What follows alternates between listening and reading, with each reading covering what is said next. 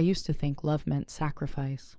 I turned down my dream job, gave up every opportunity just to care for the mother of the man I loved, because I believed that if I gave enough, he would treasure me. I was wrong. 3 years living like a shadow in my own home, treated like a maid called the temporary girlfriend, and in the end, he broke up with me at a family dinner as if I were an expired item to be discarded. But what he didn't know was I had brought a parting gift to that dinner too.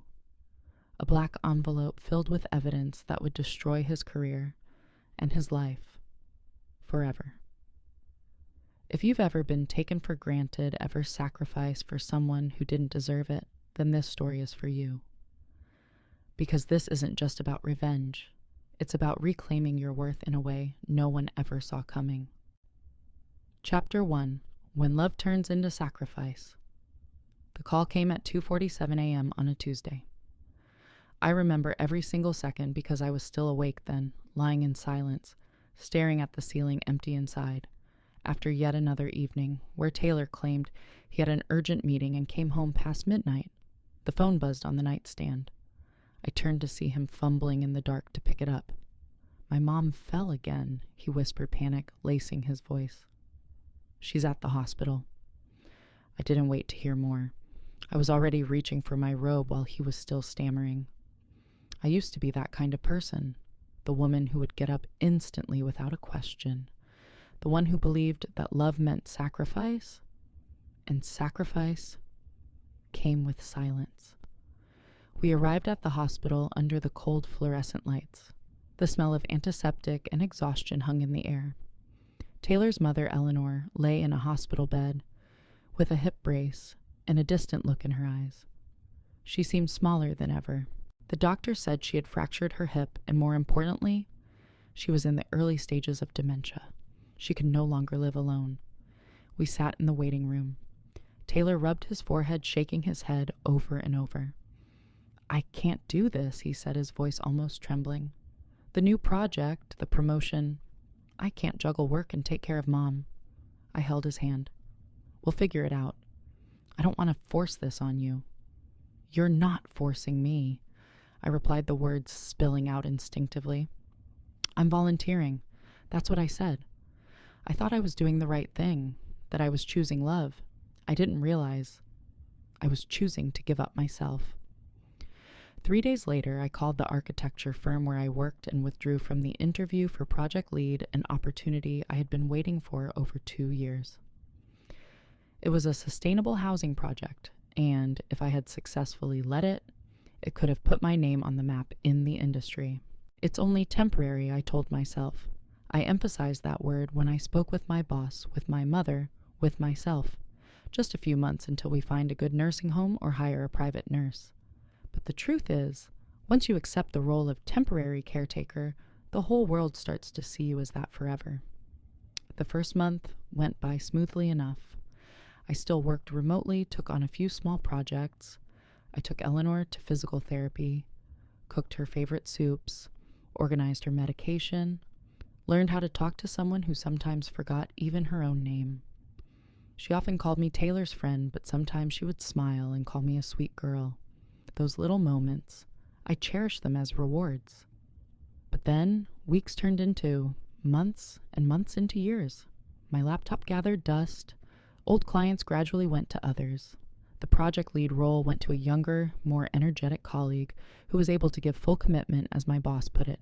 And me, I was at home with Eleanor. Taylor grew busier by the day. He left the house early, came back very late. On weekends, he said he had more work to do. I understood. The main income now depended on him. I couldn't blame him. He often kissed my forehead lightly and said, "You're amazing. I don't know how I'd manage without you." Those words, I clutched them the way a child clutches a precious gift.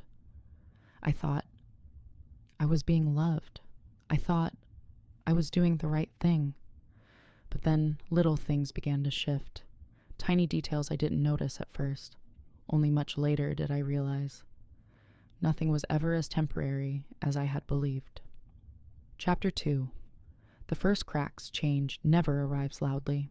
It comes like a tiny crack in glass, almost invisible, until you tap it and the whole pane shatters. I started noticing that Taylor was growing distant, but I didn't want to believe it. I excused it for him. He's busy, work pressure, worried about his mom. I wasn't sure who I was trying to justify, him or myself. The dinners we used to share turned into me eating alone in front of the TV while he was working late at the office. Messages on his phone made him smile, then he quickly flipped the screen down when I got close. The first time I asked, "What's so funny?" he just gave a faint laugh. "Just work texts. You're overthinking." "You've been so cold," I said. "Lately I feel like I'm just the housekeeper." Taylor chuckled, shaking his head. "You're being dramatic. I'm working my ass off for our future. You should be grateful instead of complaining." Those words, it wasn't the first time he said them, but this time they pierced me like a needle.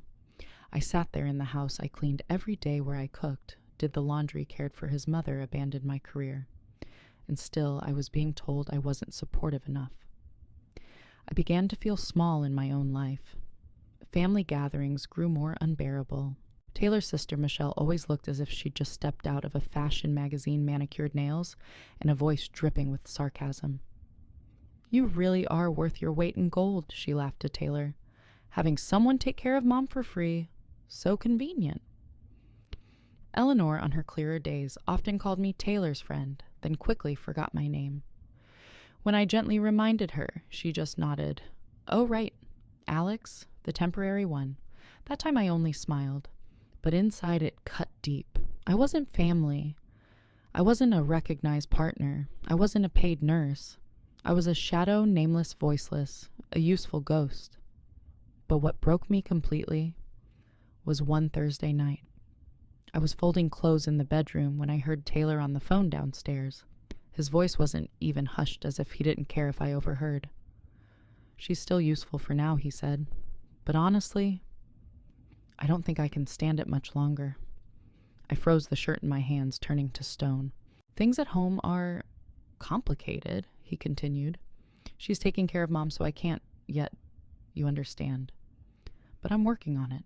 Trust me." And then he laughed. The warm laugh that used to be mine. I didn't scream. I didn't confront him. I didn't cry. I finished folding the clothes like a machine. Then I sat down at the kitchen table, opened my notebook, and wrote November 15th, Taylor phone call. Time 9:47 p.m. said, "She's still useful for now." The blue ink on the page looked so ordinary, but to me, it was a milestone, a turning point. I wasn't thinking about revenge. I wasn't drawing up grand plans. I only knew one thing: I couldn't keep living like this. For the first time in 3 years, I asked myself, who am I in this life? No one answered, but I knew. It was time to start writing my own story. Chapter 3: The Arrival of Grace. I began to notice a new name, slowly weaving itself into every story Taylor told. Grace. At first it was just in passing.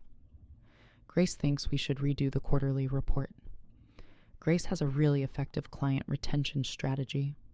I thought, oh, probably a smart colleague, the type of woman who's a role model at work.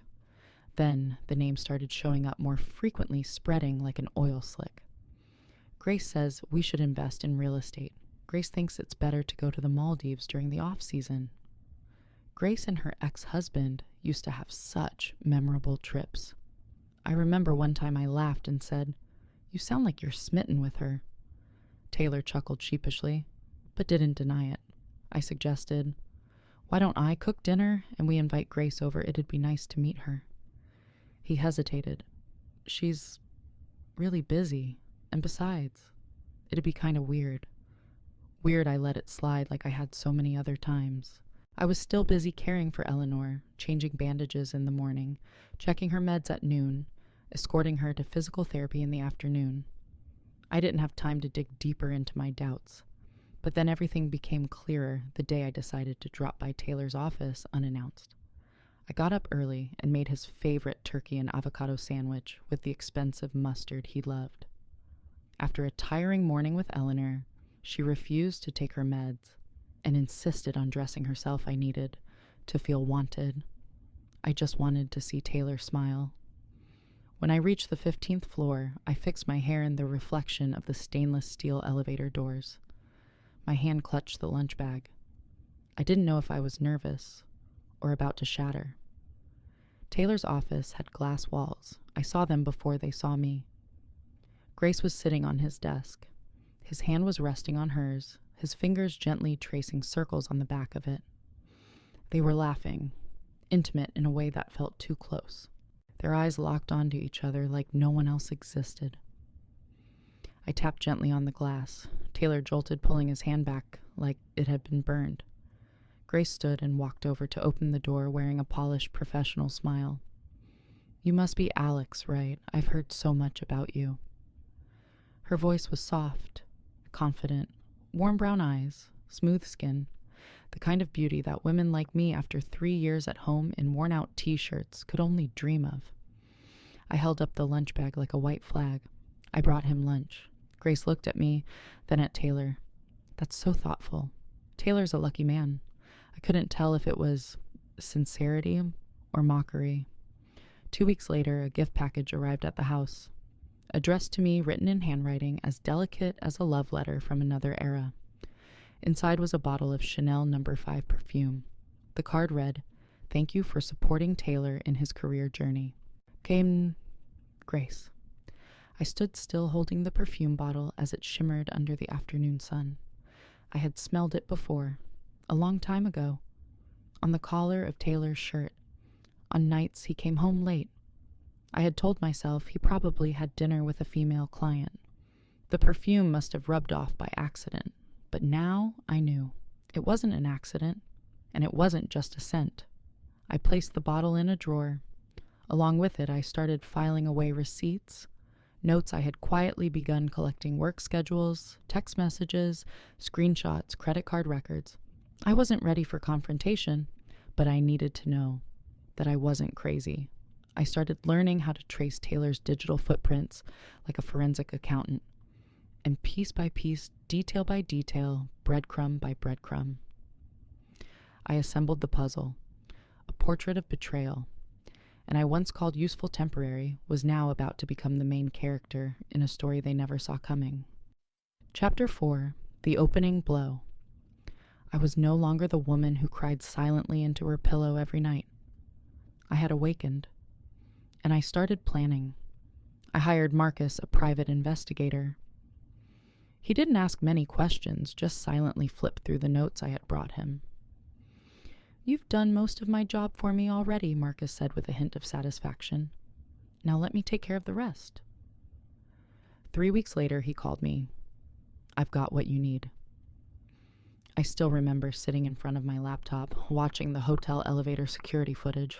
Taylor and Grace stepped in, standing exactly 4 seconds apart. Then her hand rested on his chest. His hand pulled her close, and they kissed. Passionately, like they had been holding it in all day. I watched it 3 times. By the 3rd time, I smiled. Not out of satisfaction, but because, finally, I no longer doubted myself. I wasn't crazy. I wasn't being paranoid. I had been right.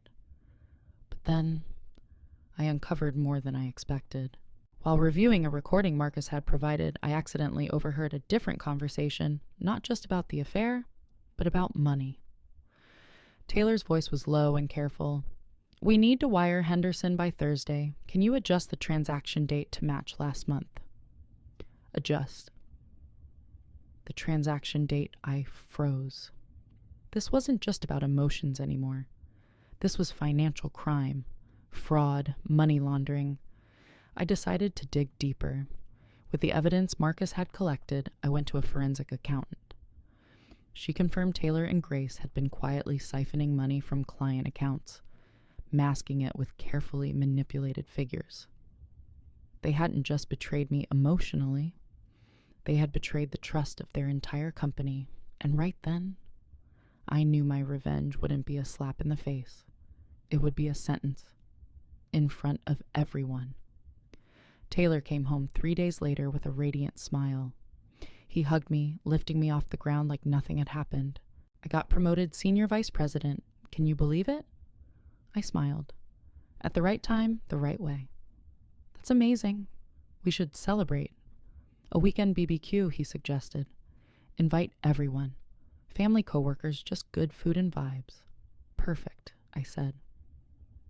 But I wasn't thinking about salad or barbecue sauce. I was picturing Taylor raising his glass in a toast and receiving an ending none of them saw coming. I spent 2 days preparing for the party, but in truth I was setting the stage. The guest list included Taylor's family, his parents, Michelle, the sarcastic sister, and her husband, colleagues from the firm, and of course Grace. I arranged the seating like a chessboard. Grace sat directly across from Taylor so they had a clear view of each other. Michelle was seated next to Taylor's mother, close enough to hear everything. As for me, I chose a seat near the back door, so I could leave at any moment, or step forward and end it all. The menu, all of Taylor's favorites: honey-glazed grilled meats, butter garlic roasted potatoes, the chocolate cake his mother used to bake when he was a child. I cooked each dish as if I were preparing a final meal. In the kitchen drawer, the black envelope lay silently. Inside it were photos, transaction histories, recordings, the accountant's report, and a short audio clip, Grace's voice whispering, "Transfer it before Thursday." So when the audit hits, everything looks legit. I uploaded the recording onto my phone. Ready. The night before the party, I sat alone in the kitchen watching the warm yellow light reflect off the wood countertop. I didn't feel angry anymore, just calm, cold as stone. I was no longer Alex, the devoted girlfriend, no longer the one who cared for his mother for free, no longer the temporary one. I was Alex, the woman holding the truth. And I was about to flip the whole board over. Chapter 5, The Final Party. That Saturday, the weather was strangely perfect. Clear skies, soft sunlight, and a breeze just gentle enough to carry the smell of grilled food across the backyard. People might call it an ideal day for a fresh start, but only I knew this was a day for an ending. Guests arrived exactly as I expected. Taylor's family came first, his mother, his father Michelle, and her husband, still with that breezy embrace, lipstick smile, and signature smirk. The colleagues laughed and mingled, raising glasses to toast the new senior vice president. And finally, as always, Grace arrived. She wore a yellow dress the color of sunlight of life and of fake innocence. Champagne in hand, a perfect smile. "Thank you for the invite. It's such an honor to be part of a family event." I smiled sweetly like caramel melting in a flame. "You're practically family already." The party unfolded like a play one I had quietly directed. Taylor made his rounds, shaking hands, cracking jokes, brushing against Grace's shoulder like it was accidental. Michelle, of course, kept up her usual jabs. Alex really does it all, cooking, nursing, mom throwing a party. Like a live-in nurse who doesn't need a paycheck, huh? I only smiled, because I knew she was about to swallow every word. As the sun began to set, Taylor stood up and raised his glass. "I'd like to say a few words." The crowd quieted. He took a deep breath, the golden light bathing his self-satisfied face. "This year has been a turning point. I got the position I dreamed of, built valuable relationships, and..." His eyes lingered on Grace, skimming past me like I was air. "Realized what I truly need in life. I gripped my glass. My heart stayed calm. I was ready. Alex." His voice dipped, laced with fake remorse. "You're not that." A few murmurs stirred. Taylor's mother frowned. Michelle giggled. "Well, it's about time. Temporary doesn't usually last 3 years." I looked at her like an actress who just missed her cue. I stood, gracefully, unhurried. "You're right, Taylor." I raised my glass, clinked it gently against his. "We all deserve a fresh start." Then I pulled a black envelope from my coat pocket. "But before anyone makes a toast, maybe you should have a look at this." Everyone froze. Taylor took it, hands slightly trembling. As he opened it, the first photos spilled out him and Grace in the hotel elevator. Then came the bank statements, accounting reports, GPS logs. His face turned paler by the second. I took out my phone, queued up a recording. Grace transfer it before Thursday so it looks legit during the audit. Taylor, can you adjust the timestamp? I don't want the auditors digging through it. Taylor's mother dropped her plate. Michelle's jaw fell open. A few colleagues began recording on their phones. This, Taylor stammered. Where did you get all this? I laughed. It doesn't matter where I got it. What matters is I have it all, and I've already sent copies to the people who need to see them. Grace shot up from her seat. This is a violation of privacy. You can't record without consent. I pulled another sheet from my pocket, a copy of the state statute. In this state, only one party needs to consent. And in those recordings, I am that party. Silence blanketed the backyard. And then the police car pulled in. Red and blue lights flashed across the white fence. Grace bolted but tripped before she reached the gate. Taylor stood frozen still, holding the envelope. The officers moved in, and behind them, Detective Sarah Chin. She approached me with a small nod. We received the evidence. You did well. I pointed toward Taylor and Grace. They're your primary suspects. The officer split them up for questioning. Taylor's coworkers started slipping away. Michelle stepped back, eyes avoiding mine. As for me, I turned back inside, opened the fridge, and pulled out the potato salad I'd prepared. I sat at the kitchen table, looking through the window at Taylor, now grappling with law enforcement, and I ate. For the first time in 3 years, I ate without serving anyone else. No pills to give his mother, no insults to swallow, no fake smiles to wear. Just me and a perfectly salted salad. The taste of freedom. Chapter 6, when the whole world watched. The next morning, I woke up to an eerily quiet house. No phone ringing. No one calling out, Alex's mom needs water. Just sunlight pouring through the windows and the sound of ocean waves crashing in the distance. I made myself a cup of coffee, opened the window, and took a deep breath. Peace. A feeling I had believed for the past 3 years I no longer had the right to dream about. And then my phone buzzed. 37 missed calls, 203 messages, all from numbers I didn't recognize. I turned off all notifications. I was done with them. I didn't owe anyone a single explanation. Only when Marcus, my private investigator, called did I answer. Alex, you need to turn on the TV. Right now. I switched to Channel 7 and saw myself right there on the morning news. The footage from yesterday had been captured and uploaded online by someone. The angle was a little shaky, the audio a bit distorted. But nothing could blur the truth. Me standing in the backyard, handing Taylor the black envelope, playing the recordings, exposing everything. Police arriving, Grace bolting Taylor frozen. That clip had gone viral. On TikTok, Twitter, YouTube. Within hours, millions of views, thousands of comments. Half were praising me as a revenge queen. The other half called me a cold-blooded manipulator. I read them all, calmly. Like a stranger reading reviews for a gripping movie, I had no regrets. Because it wasn't revenge, it was truth. And truth deserved to be seen. For the entire week that followed, the media swarmed my house like bees out of a broken hive. Reporters filled the front lawn, neighbors lined up to be interviewed. One neighbor, who had never exchanged more than 3 sentences with me, stood in front of a camera and declared Alex was always so quiet and devoted. Who would have thought she was this clever, quiet? That word had stuck to me like a label, one that had imprisoned me for 3 years. Now it became proof of just how blind everyone else had been.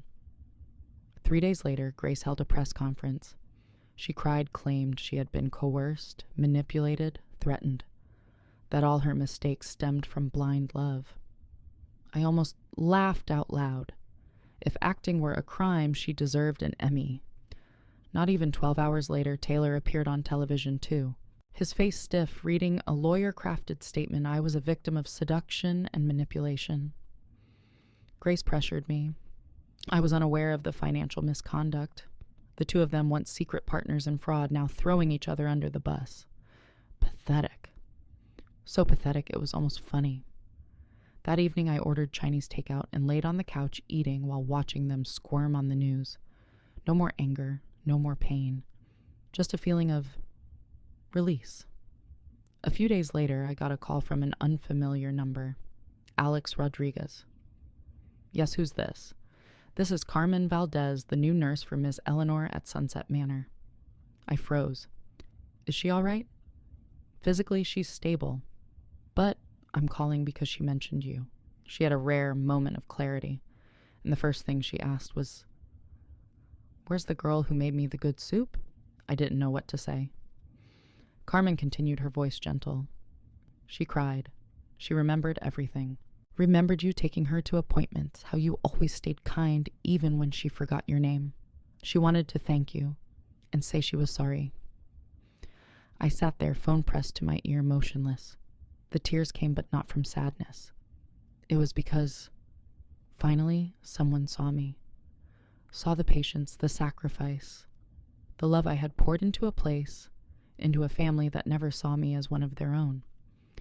That night I made Eleanor's favorite soup, not to take anywhere, just for myself, for the ending, and for a quiet kind of forgiveness. Chapter 7, Rebirth. I didn't count the days that passed after everything happened, not because I forgot, but because I no longer lived in the past. I sold the house, the one filled with memories and nameless loneliness.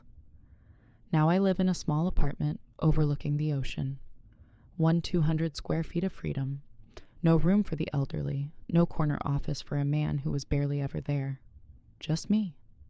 And windows full of light. I bought plants, grew mint and basil. Picked up a few old novels I'd left unfinished when Eleanor fell that first time. I placed an easel by the window, the same one I had wrapped up and shoved into a closet 3 years ago because I no longer had time. I began to draw. At first just messy sketches, the horizon line, the sea, the light reflecting on the waves. I wasn't trying to make art. I just wanted to find myself again. One night, I sent a sketch of a lighthouse to Sarah, my old college roommate. She asked how I was doing, and I replied, at peace. For the first time. 3 days later, Sarah called. "Alex, there's a gallery owner in Portland who wants to meet you. She saw your sketch on the Instagram story I posted. She wants you to join a showcase called Emergence." I thought she was joking. But the confirmation email came right after. The subject line was simple: "Your work speaks volumes." I read it over and over, then smiled to myself. Someone wanted my work. Not because I was Taylor's girlfriend, not because I was the woman from that viral video, but for me, for my lines, for the emotion I poured into them. I wrote back, not pretending to be anyone else. I shared that I had once been an architect, then an unpaid caretaker, then someone betrayed. But now, I paint. The exhibition took place on a cool October evening. My lighthouse sketch was framed and lit like a professional piece. I stood beside it, champagne glass in hand, listening to murmurs. There's something deeply honest in this painting. Painful, but also freeing. A journalist approached me for an interview. "What inspired you to create this piece?" I could have lied about the sea, the landscape, but I no longer wanted to hide. I looked at her, smiled. I drew it after leaving a relationship where I had completely lost myself. The lighthouse represents how I found my way back to who I am. She scribbled her notes eagerly. "Some people recognize you from the viral video earlier this year. Do you ever regret how you handled everything?" I paused for a moment. I regret staying silent for so long. Regret not loving myself sooner, but the way it ended. No. Because sometimes the truth needs an audience. That night, as I stepped out of the gallery, I felt whole.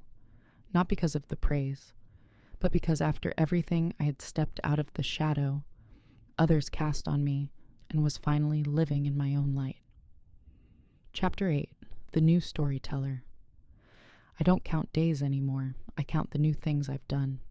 I started teaching a small art class at the community center, just 2 sessions a week.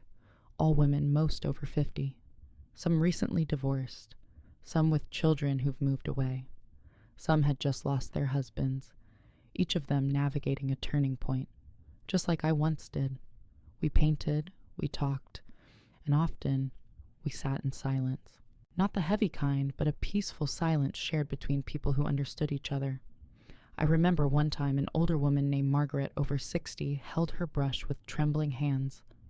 She said, "I haven't touched a brush in 30 years since my husband died. I'm afraid it won't be any good." I looked at her and gently replied, "No one's here to make something beautiful for others to judge. We paint to find our way back to ourselves, and it's never too late to start again." Margaret smiled and began painting a lavender field, soft purple's rounded strokes, light as memory. I was no longer the woman who got betrayed, no longer the viral video victim. I was a guide for those still trapped behind the glass walls of silent endurance. I shared my story not to reopen wounds. I shared it so other women would know they're not alone. They're not crazy, and they have every right to choose a new life. One afternoon, I was organizing the easels when a call came in from an unknown number. I usually don't answer those, but this time, something told me I should. "Alex, this is Detective Chin." I paused for a moment, then calmly asked, "What's going on?" "Just an update on the case. Taylor accepted a plea deal, 3 years in prison, possibly out earlier with good behavior. As for Grace, 5 years, no parole." I nodded as if I had just heard the weather report. No joy, no sadness, just closure. "Thank you for letting me know," I said. She was quiet for a moment, then added, "Alex, what you did, most people don't have the courage. People like them get away with things because others usually stay silent, but you didn't. And that's why justice happened." After hanging up, I walked over to my easel, picked up a new brush, and stared at the blank canvas. I no longer paint from pain. I paint from joy. They once called me temporary, replaceable, a background woman. But now I know temporary things don't leave marks. In me, I left a story. I don't need anyone to validate my worth anymore. I've signed my name across my own life.